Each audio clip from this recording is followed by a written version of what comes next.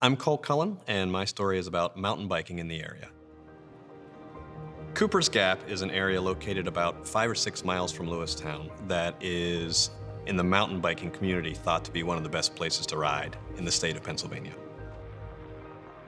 It's really nice because I can get in my car and drive for 5 minutes, and then I'm riding these awesome trails, which is great. Life is stressful with work and family, and it's just good to get out in the woods and ride my bike. And I feel like a kid when I'm on my bike. I love the smell of the woods. I love the silence. That's what I do to get away from the stress of life.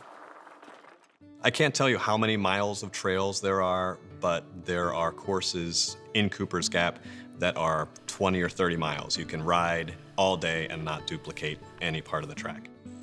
The trails are nice because there's difficult trails and simple trails, so you don't have to be an expert to enjoy the trails. Almost any skill level can ride the trails. And you don't always have to ride bikes either. My family and I go hiking there quite a bit, especially through the winter, because they're so easy to get to and beautiful to hike. The trails themselves are really well maintained. There's a group in the area called Friends of Cooper's Gap that takes care of them. They keep the trails clean.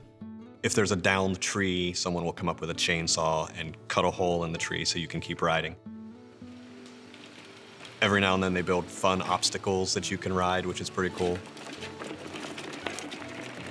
There's nice parking areas, and one of the parking areas even has a map so you can see where you are and where you can go. I was actually living in the area 4 or 5 years before I discovered the trails, and they were literally 5 minutes from my home. And I just had a friend who likes to mountain bike, and he told me about them, and voila, they're in my backyard practically. I've loved riding bikes all my life, and when I was growing up, I lived on the edge of the woods, so I was always riding on trails as a kid.